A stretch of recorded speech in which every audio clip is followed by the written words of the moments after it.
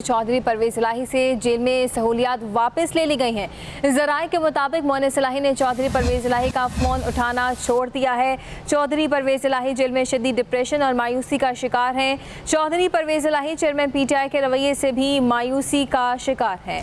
जराए का मजीद कहना है कि इस हवाले से चौधरी परवेज इलाही ने मुख्तलिफ लोगों से शिकवे भी किए। चौधरी परवेज इलाही का कहना था, पैसों पर कंट्रोल चौधरी मोनिस इलाही का है और वो मेरा फ़ोन भी नहीं ले रहा। चौधरी परवेज इलाही ने ख़ानदान के अफराद से भी मोनिस इलाही के रवैये से मुतालिक गिले शिकवे किए। परवेज इलाही ने शिकवा किया कि ख़ानदान और पार्टी को मेरी कोई फ़िक्र नहीं।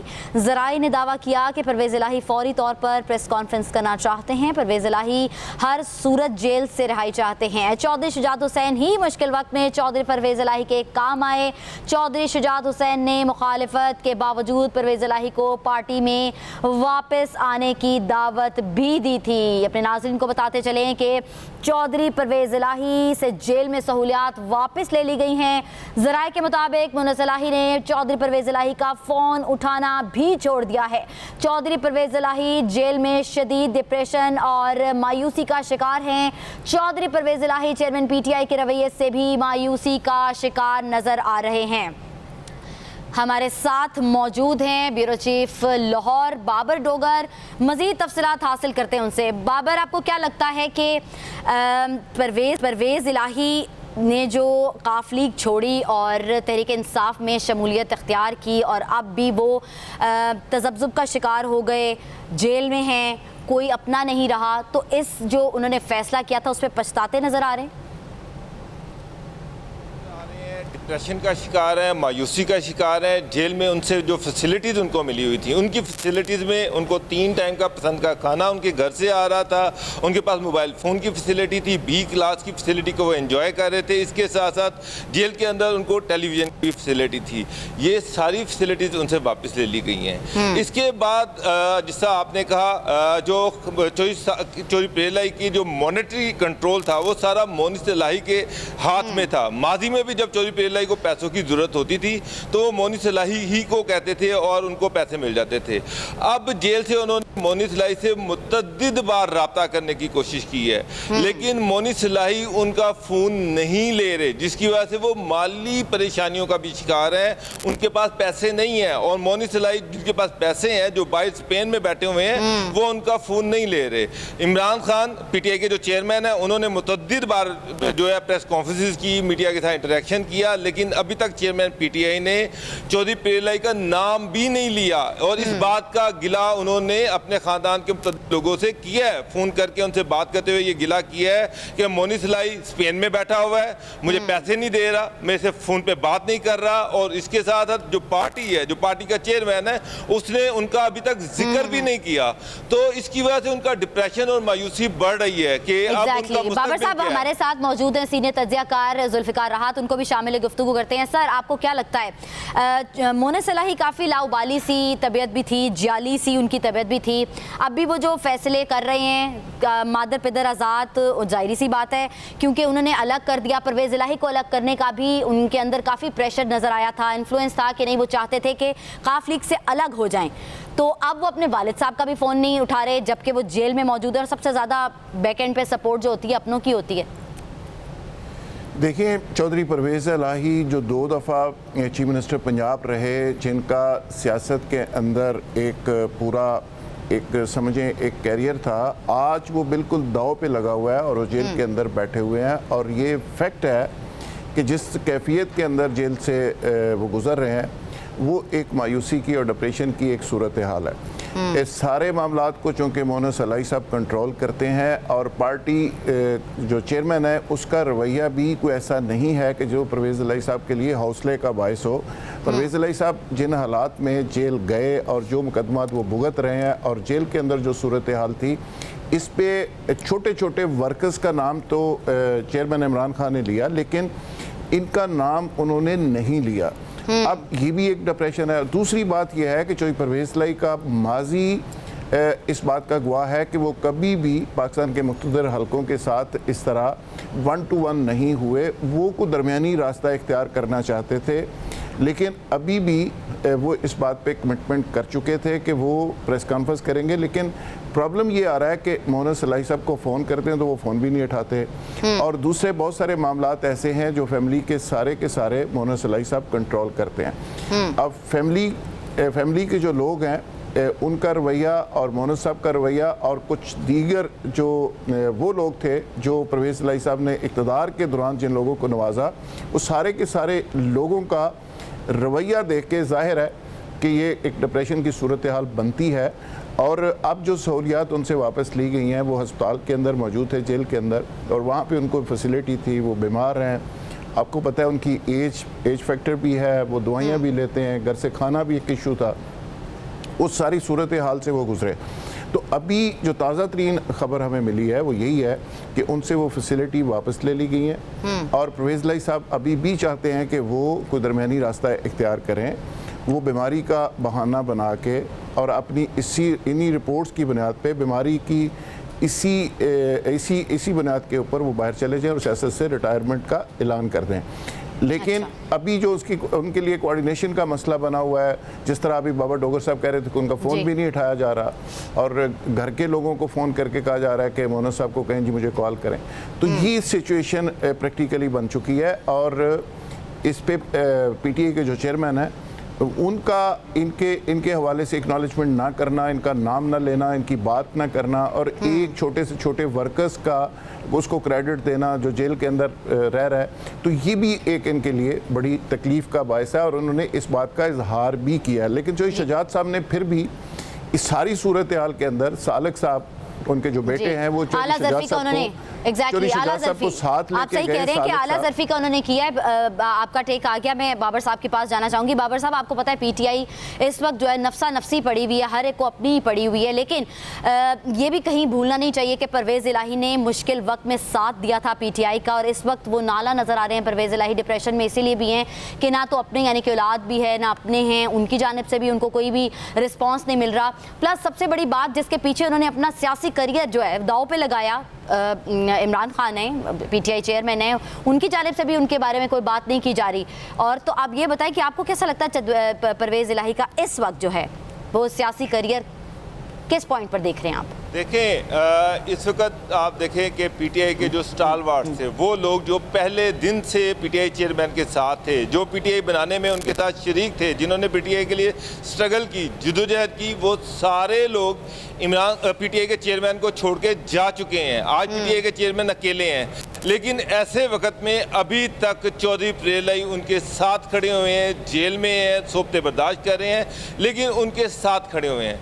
इसके बावजूद चेयरमैन पीटीआई उनको क्रेडिट देने को तैयार नहीं है। जो चेयरमैन पीटीआई को तो एक तरफ छोड़ें, उनका अपना बेटा जो है वो उनका फ़ोन नहीं ले रहा, उनसे बात नहीं कर रहा।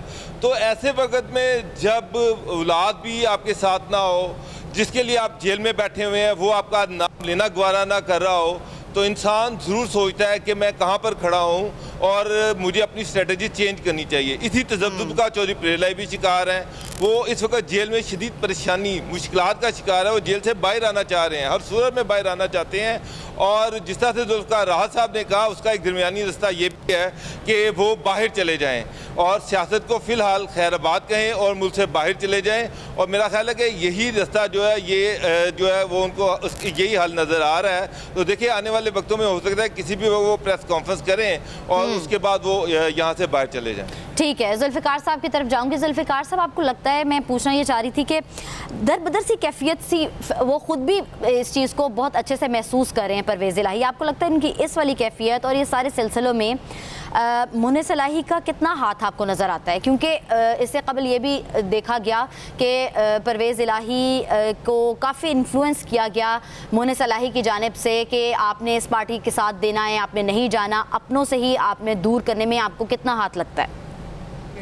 चौधरी बरादरान वो लोग थे जो जिनकी एक्टिविटी को देख के लोग इस नतीजे पर पहुंचते थे कि पाकिस्तान का आने वाला पॉलिटिकल सिनेरियो क्या होगा।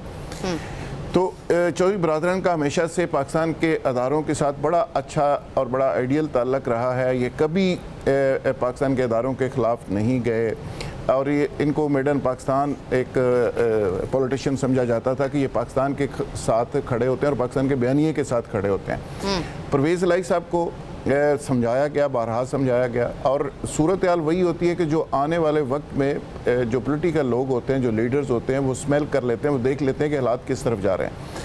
तो 2-3 दफ़ा वाक़या ऐसा हुआ कि उन्होंने जो बात की वो उस पर कायम नहीं रह सके, और उसकी वजह भी मोहन सलाई समझे जा रहे हैं कि मोहन सलाई ने वो कमिटमेंट्स जो है उस पर पूरा नहीं रहने दिया। अब परवेज़ इलाही साहब का एक अपना भी स्ट्रेचर है, अपना एक लेवल है। चौधरी शुजात हुसैन साहब ने इस मौके के ऊपर भी वहाँ पे जाकर सालिक साहब उनके बेटे उनको साथ लेके 2 दफ़ा गए, और उन्होंने अपनी पार्टी के अंदर मुखालफत के बावजूद उनको कहा कि आप आएँ, ये आपका अपना घर है, आपकी पार्टी है, और आप एक मुश्किल सूरत हाल में हैं और मैं हाज़िर हूँ, मेरा ये फ़र्ज़ बनता है कि आपको इस सारी सिचुएशन से निकालूँ। और उस पर भी कमिटमेंट कर ली गई और उस पर भी कहा कि इसका कोई रास्ता निकाल लेते हैं। तो मैं समझता हूँ कि उसके बावजूद ये तीसरी चौथी दफ़ा इस तरह किया गया, और उस सारे मामलात को जोड़ा जाता है मोहन सलाई साहब के साथ कि मोहन सलाई साहब सारी चीज़ों को चूँकि कंट्रोल कर रहे हैं, और कभी वो फ़ोन लेते हैं और कभी फ़ोन नहीं लेते। इस तरह की सिचुएशन को अगर हमारे रवायती सिस्टम में देखा जाए तो ये एक बड़ा तकलीफ़ दह हो सकता है कि बहुत सारे लोग इस पे बात करते हैं कि वालिद साहब जेल के अंदर हूँ और इस कैफियत के अंदर हूँ, और एज फैक्टर भी हो, वो बीमार भी हूँ, और वो एक मुश्किल में भी हूँ, और आगे पॉलिटिकल सिनेरियो भी एक साफ वाज़े नज़र आ रहा हो कि आने वाले दिनों में क्या हो सकता है। तो इन हालात के अंदर कोई फ़ैसला मामला फहमी का करने की बजाय आप एक हठधर्मी के ऊपर आप डट जाएं, तो वो उसका नतीजा तो ज़ाहिर है पूरी कौम ने पहले भी देखा है, अब भी पूरी कौम देख रही है। तो ये एक परवेज़ इलाही साहब हमेशा मुतदिल मिजाज रहे हैं, दरमियानी बात करते रहे हैं, दरमियानी रास्ता इख्तियार करते रहे हैं, उनका एक माजी है। उस सारी चीज़ों से हट के ये सारी सूरत हाल सामने आ रही है। तो इस वजह से बुनियादी तौर पर ज़ाहिर है वो तकलीफ़ में है और वो अपसेट भी हैं कि ये सब कुछ क्यों और कैसे हो रहा है और कौन कर रहा है। तो इस सारी सिचुएशन को सारे लोग जोड़ रहे हैं मोहन सलाई साहब के साथ कि मोहनस की वजह से ये सारी चीज़ें ख़राब हो रही हैं, और अगर वो इसका कोई फ़ैसला मुनासिब वक्त में ले लेते और ये सूरत हाल इस कदर ख़राब ना होती। और इससे भी बड़ी तकलीफ़ जो बात पहले की गई है कि PTI के चेयरमैन वो देखें इतनी बड़ी कुर्बानी दी चौधरी परवेज़ इलाही ने, अपनी पार्टी को जम किया, यानी अपनी फैमिली को ब्रेक कर लिया, तोड़ दिया, एक फैमिली को तोड़ के एक तरफ चले गए। यानी चौधरी शुजात हुसैन जैसा शख्स उनको साइड पे छोड़ के वो दूसरी तरफ चले गए। लेकिन उसके बाद जो उसका नतीजा निकला, यानी आज जो PTI के चेयरमैन है उनका रवैया उनके लिए बहुत ज़्यादा तकलीफ थे कि वो इसको एक्नॉलेज नहीं कर रहे। लेकिन पता नहीं मोहन सलाई के साथ उनका रब्ता होगा नहीं होगा, या वो क्या बात कर रहे होंगे, ये वो जानते हैं या चेयरमैन PTI जानते हैं। लेकिन चौधरी परवेज़ इलाही को इस सारे मामले में सज़ा मिल रही है। सफ़र वो कर रहे हैं, वो एज के इस लेवल पे हैं कि मैं समझता हूँ कि कोई भी बेटा हो उसको अपनी सियासत को, बाकी चीज़ों को कुछ टाइम के लिए पीछे रख देना चाहिए, और अपने जो प्यारे हैं उनकी पहले जान बचानी चाहिए, उनको सेव करना चाहिए। ज़िंदगी होगी तो सियासत तो चलती रहेगी। परवेज़ इलाही की वजह से मोहन सलाई का तारफ़ है, यानी मोहन सलाई ज़ाहिर है परवेज़ इलाही की वजह से वो यहाँ तक पहुँचे। बिल्कुल। तो मैं समझता हूँ कि आज चौधरी परवेज़ इलाही पे एक मुश्किल वक्त है, इस वक्त में उनको भी उनके साथ खड़ा होना चाहिए। एग्जैक्टली। अच्छा बाबर साहब, ये भी बताइएगा, जिस तरह से आपने बताया कि B क्लास भी उनसे ले ली गई है, एक मोबाइल फ़ोन होता है B क्लास के अंदर, एक एक्स्ट्रा फैसिलिटेशन भी होती है, लेकिन वहाँ चलो क्योंकि आई गेस PTCL वगैरह का भी फैसिलिटेट किया जाता है उसमें, कि आप कह सकते हैं कि चलें आप बात कर सकते हैं। जिस तरह परवेज़ इलाही ने अपने घर वालों से भी रब्ता किया है कि उनसे कहें वो कि मेरे से मोहनस की बात करवाएं, तो क्या कोई इतलात मौसूल हुई हैं कि घर वालों का रब्ता हुआ हो मोहनस इलाही से? ऑफ कोर्स फैमिली तो मोहन इलाही के साथ राब्ते में है। चौधरी परवेज़ इलाही जाहिर बात है कि जब अगर मोहन इलाही से बात करना चाह रहे हैं तो 2 बड़े इश्यूज़ हैं। पहला इशू जो है वो मॉनेटरी इशू है, और उसके बाद पॉलिटिकल स्ट्रेटजी क्या होनी चाहिए। PTI छोड़नी, उन पर प्रेशर है, वो इस वक्त सोबतों का शिकार है, मुश्किलात का शिकार है, और वो मोहन इलाही पे जाहिर बात है कि उससे कहते होंगे कि मुझे यहाँ से निकालो, मुझे इस सिचुएशन से निकालो और कोई डिसीजन लो। पार्टी का जिस तरह से सुल्फ का राहत ने बात की कि पार्टी का कोई फ्यूचर नज़र नहीं आ रहा, पीटीआई का फ्यूचर नज़र नहीं आ रहा, लोग उसको छोड़ के जा रहे हैं और जो उसके करीबी पीटीआई चेयरमैन के करीबी लोग समझे जाते थे वो सारे उसको छोड़ के जा चुके हैं। तो ऐसी सूरत में उसके साथ खड़े होने का क्या पॉलिटिकल फ़ायदा होगा, क्या पॉलिटिकल माइलेज होगा, तो ये वो सारी चीज़ें हैं। लेकिन बात यह है कि मोनिस को पता है कि परेज लाई की डिमांड क्या होगी। वो जानते हैं कि परेज लाई कहेंगे कि मुझे जेल से बाहर निकालो और कोई फैसला लो, वो फैसला लेना नहीं चाह रहे। वो चाह रहे हैं कि परेज लाई जेल में रहे, उसका वो पॉलिटिकल फ़ायदा मोनिस लाई को पहुंच रहा है। वो ये चाहते हैं कि वो वहाँ पर बैठे रहें और उनको कोई फैसला ना करें और टाइम किसी तरह से गुजार दें। ये मुश्किल टाइम जो है किसी तरह से गुजर जाए। वो खुद तो स्पेन में बाहर बैठे हुए हैं, बाप जेल में बैठा हुआ है और बाप किसी तरह से ये मुश्किलात जो है इसको किसी तरह से झील ले और ये वक्त गुजर जाए। लेकिन परेज लाही एक समझदार सियासतदान है, उनको अब पीटीआई का फ्यूचर नज़र नहीं आ रहा और वो जेल से निकलना चाह रहे हैं। बुढ़ापे का शिकार हैं, बीमारियों का शिकार हैं, तो वो चाहते हैं कि बाहर निकलें, इस हिसाब से बाहर निकलें। यही वजह है कि वो एक थ्रेट दे रहे हैं कि अगर मोनी साहब से बात नहीं करते तो वो फौरी तौर पर प्रेस कॉन्फ्रेंस करेंगे और अपनी अगली स्ट्रेटजी खुद ही वाजे कर देंगे। अच्छा बाबर साहब, कहा जाता है कि बड़ी अजीब व गरीब सी एक सिलसिला होता है सियासत का, इसके अंदर इमोशंस का कोई जो है वो देखने को नहीं मिलता, इतना सर पे तारी करने की बात नहीं होती। लेकिन अभी इस मामले में एक बाप है जिसकी वो डिप्रेशन में इसलिए जा रहा है कि उसका बेटा उससे बात नहीं कर रहा, वो परेशान भी है और वो बीमार भी हैं। मतलब बच्चे इस तरह से करें, आप कैसा फील करते हैं? मेरे पास तो अल्फाज भी नहीं है मैं ये इस चीज़ को बयान कर सकूं कि एक बाप जो कि बाहर निकलना चाह रहा है और बच्चा पैसे लेके भी बाप आंखें माथे पे रखी हुई हैं। देखिए, खुद तो वो स्पेन में है, खुद तो वो आराम से वहाँ पर बड़ी अयाशी और मज़ेदार ज़िंदगी गुजार रहे हैं। बाप जो है वो कैंप जेल में है, जेल की फैसिलिटीज़ उससे वापस ले ली गई हैं। इतनी गर्मी में बग़ैर एसी के वो एक कालकोठी में पड़े हुए हैं, बीमार हैं। खाना जो घर से आता था 3 टाइम का वो बंद हो गया, फ़ोन की फैसिलिटी बंद हो गई, कोई ऐसी चीज़ नहीं है जिससे वो बाहर की दुनिया कनेक्ट हो सकें। तो वो शदीद ज़हनी अजियत का शिकार हैं, डिप्रेशन का शिकार हैं। अब ऐसे वक्त में आप देखें कि आपके सामने है कि सारी पॉलिटिकल पार्टी, सारी जो पीटीआई थी वो छोड़ चुकी है इमरान खान को। लोग यहाँ पर 2-2, 3-3 दिन जेल में रहे और वो छोड़ के उन्होंने फौरी तौर पर ऐलान कर दिया इमरान खान से ला तल्लुक़ का। अब परेज लाई जो है उनको मोनिस लाई मजबूर कर रहे हैं कि वो जेल में रहें ताकि और वो ये मुश्किल वक्त जो है जेल में गुजारें, किसी भी तरीके से इस मुश्किल वक्त में वो जेल में रहें ताकि वो ये साबित करें कि वो पीटीआई चेयरमैन के बहुत करीब है और उनको बताएं कि वो उनके साथ कितने लॉयल हैं। खुद तो बाहर बैठे हुए हैं लेकिन बाप को जेल में बंद करवा के वो अपनी लॉयल्टी साबित करना चाह रहे हैं। तो ये खुदगर्जी की इंतहा है मेरे नज़दीक। तो ये बड़ी खुदगर्जी है उनकी कि वो अपने पॉलिटिकल माइलेज के लिए अपने बाप को कुर्बानी का बकरा बना रहे हैं। अच्छा बाबर साहब, आप ये भी बताइएगा कि जो छोटे भाई हैं उनके राहत, मैं आपका टेक आ गया, मैं राहत साहब से भी जानना चाहूँगी। राहत साहब, मेरा एक क्वेश्चन है, एक बड़ा टेक्निकल सा क्वेश्चन है कि हर एक जो पार्टी है और पार्टी के अंदर आप देख रहे हैं कि उस पार्टी में बड़ी एक पीक पे पहुँचने के बाद अब जो है उस पार्टी को आगे लेगेसी लेकर चल रहे हैं। आपने देखा कि पीपीपी की बिलावल भुट्टो लेकर चल रहे हैं, नवाज़ शरीफ की आगे जो पीएमएलएन की है वो मरियम नवाज़ लेकर चल रही हैं। इसी तरीके से काफ लीग की अब ये देखें जिस तरह से इनके हैं परवज़ के मोनिस इलाही लेकर चल रहे हैं। तो आपको लगता है कि वो जस्टिफाई कर पा रहे हैं इस चीज़ को कि ये वो जो पार्टी पीक पर सियासत कर चुकी है, बच्चे जो हैं आकर उसी तरह से उसको लेकर चल रहे हैं?